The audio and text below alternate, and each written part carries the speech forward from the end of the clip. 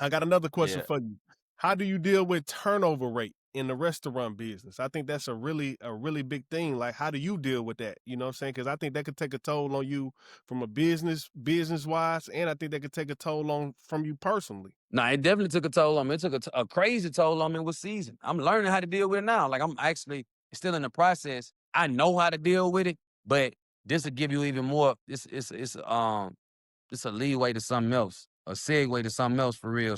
I had to learn it from trial and error through experience. And it also made me appreciate different departments or the idea of departmentalizing something when you're creating structure. So that way you can bring in, if you have the resources, if you don't, you can still focus the experts into each lane, right? So you talk about HR, that's why you need an HR department. You talk about marketing, that's why you need a marketing department. You talk about operations, that's why you need, you know what I'm saying, your general team, your operations, your ops team. You talk about, sometimes your brand, that's why you need a PR team sometimes, you know what I'm saying, to make the right statements or public appearances or whatever that may be, right? And so when you talk about turnover rate, what I've learned, the best way to deal with that in hospitality, you got to take care of, any entity or any genre or lane, you got to take care of your employees. But in hospitality, it's tricky when you're dealing with restaurants and bars and clubs because they're dealing with cash and they're also dealing with a product that they can sometimes manipulate to try to make sure that they make some money. And although it might be a good person and they might be good at what they do and you might need them, you have to find a way to set the tone because the environment is non-professional because you're in hospitality. So when you're in a restaurant setting or a bar setting, a lot of times, especially around alcohol, you have to watch those settings because those settings can become unprofessional. And what comes with unprofessionalism, then you basically are compromising, you know what I'm saying, your employment, you're compromising the brand itself, depending on whatever you do, however you do it, however you say it, however you act, so on and so forth.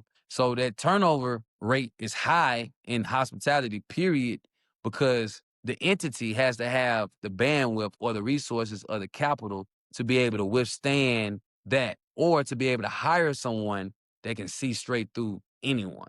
And that's a hell of a HR person. Mm. So if I'm gonna have a HR professional, I want to have the best HR professional that's gonna do something like keep my turnover rate in the right window, so we're not losing too many employees and we're not hiring too many employees that's not going to benefit the brand. That's the area that you want to get into. But the point I was getting to was I can wear all these different hats. I might be better at one than I am at the other. I can run the HR hat. I can run the managerial hat. I can run, you know what I'm saying? Whatever I can put my mind to, I can run it in the space of hospitality, but you can't run them all. You're right.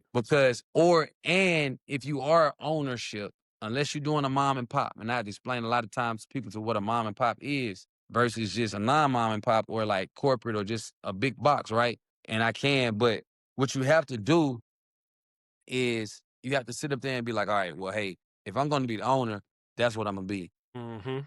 Unless I'm like in mom and pop mode, I'm owner operator. Right. And so that's like somebody that's like a barber. Like, I own this barber shop. They pay me booth rent, but I'm still barbering too. I'm an owner operator. Mhm. Because whatever your agenda is, they just paying you rent. You just keeping somebody to have in here to make sure it's clean, making sure they clean behind themselves. You setting expectations with them. Right. They your employees, but they also your consumers because they paying you rent. You get what I'm saying? Mhm. And so on the flip side, it's like, all right, well, if I'm finna put all this together, I got to be able to focus on one thing.